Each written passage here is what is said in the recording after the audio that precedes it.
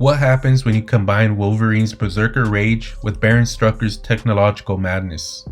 Today we're diving deep into Weapon X-Men issue number 3, where Deadpool's simple mercenary job spirals into a fight for survival against an army of adamantium-enhanced Wolverine clones. From secret missions and betrayals to a showdown on Hydra Island, this issue packs more action than a Michael Bay movie, but with better dialogue. Get ready for a story that asks, what happens when one of Marvel's deadliest Nazi scientists tries to mass produce its deadliest mutant? Let's break it all down.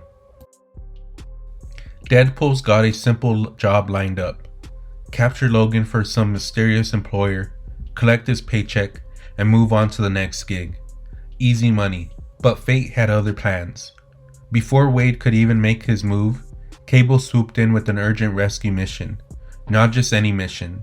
They were heading straight into the heart of Latveria to face off against Doom's forces. The team, Wolverine, Deadpool, Chamber, and Thunderbird. What could possibly go wrong? Well, everything. While they're battling Doom's mechanical servants, Wade sees his opportunity. In the chaos of combat, he strikes, taking down Wolverine and vanishing into the shadows with his prize. But here's where it gets interesting. The mysterious employer, none other than Baron Wolfgang von Strucker, one of the most dangerous terrorists the world has ever known. But hold on, because Deadpool wasn't playing anyone else's game. He was playing his own. You see, Wade had taken this contract for one reason, to expose Strucker's true agenda. And what an agenda it was. The Baron wasn't just collecting Wolverine for kicks. He was building an army, an entire legion of adamantium-enhanced Wolverine clones, each one designed to be the perfect killing machine. When Cable and the team realized their teammates were missing, they tracked them to the Strucker's Island fortress. But this wasn't going to be a quiet infiltration. Meanwhile, deep within the fortress, Deadpool found himself face to face with Strucker's masterpieces. His WMDs, his Wolverines of mass destruction. Can you imagine that fight? Wade Wilson, Master of Chaos, going toe-to-toe with perfect copies of one of the deadliest mutants alive? But just when things looked hopeless, the real Wolverine broke free from his restraints and joined the battle. Logan, perfect timing, Deadpool called out between attacks. Welcome to Hydra Island. Quick recap. Yes, I bamboozled you. Totally my bad. But I was tracking a rat, and boy did I find one. Our friend Strucker here's been busy with your stolen adamantium, building his own army of you-inspired berserkers. So ready to crash this party? He paused mid-flip, and yes, I'm fully aware I'm monologuing during a fight scene. Should be flattered, bub, Wolverine growled, but what's mine is mine. Strucker's laugh echoed through the chamber. You fool, I've already taken what I needed from you. He ain't kidding, Wolvie, Deadpool called out, dodging a brutal slash. These knockoffs are top shelf. Already cost me an arm. He cartwheeled away from another attack, and I mean that literally. While this epic showdown raged above, Chamber, Cable, and Thunderbird took a different approach, infiltrating through the sewers of this floating fortress. As Chamber muttered about the peculiar plumbing arrangements of floating cities, they pressed deeper into Strucker's domain. That's when Strucker's voice echoed through the corridors, dripping with arrogance. You're too late. My ascension is nearly complete. But Deadpool, ever the comedian, even in mortal danger, couldn't resist a quip about needing a German-English dictionary, because even when facing death, Wade Wilson's gonna Wade Wilson. Then Wolverine emerged from the shadows, claws gleaming, ready to end this nightmare. Strucker had been using stolen adamantium to build his berserker army, and Wade had played the long game to expose it all. The revelation was staggering. Strucker had already extracted what he needed from Wolverine. These weren't just simple clones. They were top shelf, military grade, killing machines. Deadpool wasn't joking when he said they already cost him an arm. Literally. But the real horror was still to come. Deep in the facility's bowels, the infiltration team discovered something that made their blood run cold. A massive stasis pod containing an ancient figure, barely clinging to life. Cable's telepathic probe revealed the truth. This was Strucker's original body, dying and decrepit, while his consciousness was being uploaded into something far more sinister. This was Strucker's endgame. His dying body was just a cocoon. His mind, his evil, his centuries of hate, all it was being transferred into his adamantium army.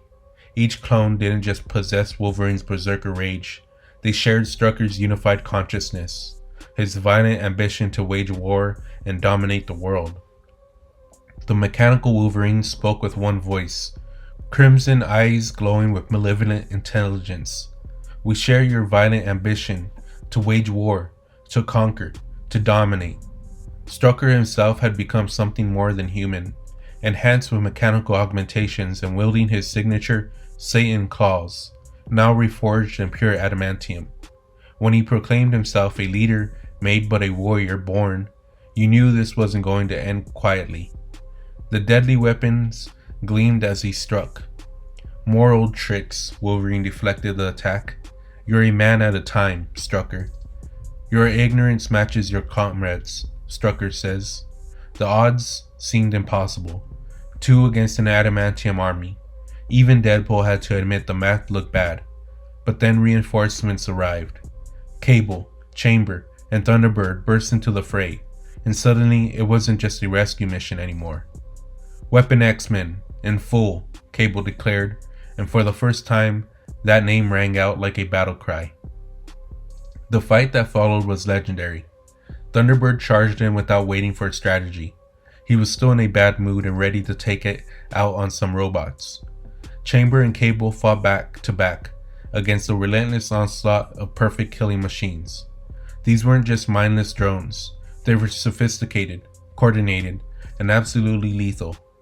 But heroes have a way of finding victory in impossible situations. While Wolverine battled Strucker hand to hand, driving the terrorists to the ground with savage determination, Deadpool spotted their chance. The adamantium forging mechanism, the heart of Strucker's operation, was vulnerable. At 1500 degrees Fahrenheit, Wade plunged his sword into the machine's core, compromising the entire system. Chamber's psionic blasts, guided by Cable's telekinesis, sent molten adamantium cascading over Strucker's army. The unified voice of the robots cried out in German as liquid metal became their tomb. Victory, right? Well, not quite. As the team evacuated in their stolen aircraft, a chilling transmission echoed from the ruins below. One figure had survived, uploading Strucker's consciousness into a single remaining robot Wolverine. The war wasn't over, it had only evolved. But sometimes the best stories aren't just about the big battles. Sometimes they're about the quiet moments after the smoke clears. Weeks later, in a cozy New Orleans restaurant, Wolverine and Rogue shared drinks while jazz played softly in the background. Logan reflected on the mission, on this unlikely crew that had come together. Maybe this team was worth pursuing. Maybe these non-mutant threats needed a specialized response. And maybe, just maybe, Cable's vision of something greater wasn't so crazy after all.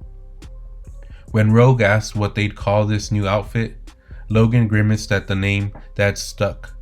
Weapon X-Men. It wasn't glamorous, it wasn't marketable, but it was theirs. And then, because no moment of peace can last when Deadpool's involved, Wade materialized from nowhere, practically vibrating with excitement. He said it. He said the name. We're officially legit, he says. Logan's response was as predictable as it was necessary, grabbing the loudmouth by the throat and threatening to teach him some manners. But even as he dragged Deadpool away, he could sense something had changed. These unlikely allies had become something more. Some partnerships are destined to be complicated, but sometimes complicated is exactly what the world needs. Sometimes you need a telepath from the future, a Cajun with explosive powers, a Native American powerhouse, and a biokinetic Brit, a regenerating mercenary, and a feral Canadian with anger management issues. Sometimes you need the Weapon X-Men.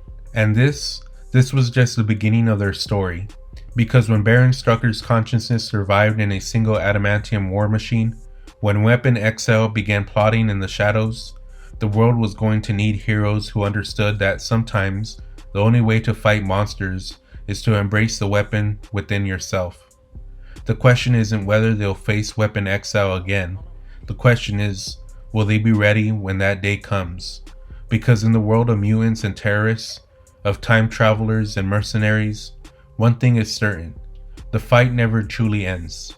It just gets more interesting. And that's Weapon X-Men Issue 3, a story that starts with Deadpool's deception and ends with the birth of a new team.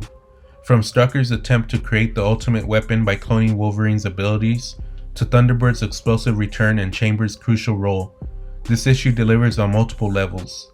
While our heroes manage to stop Strucker's adamantium army, that final panel reveals a chilling truth. One Robo-Wolverine survived, carrying Strucker's consciousness within it. This sets up some fascinating possibilities for future issues. What makes this story special is how it brings together such different characters: Wolverine's savagery, Deadpool's chaos, Cable's strategy, Chamber's raw power, and Thunderbird's fury, and forges them into something new. The final scene in New Orleans, where Logan reluctantly admits to forming the Weapon X-Men, shows just how far those loners have come. And Deadpool's interruption, pure gold. But what do you think? Was Strucker's plan brilliant or desperate? And how do you feel about this new team dynamic? Let me know in the comments below. Don't forget to like and subscribe for more comic breakdowns. Thank you for watching. Until next time. Peace.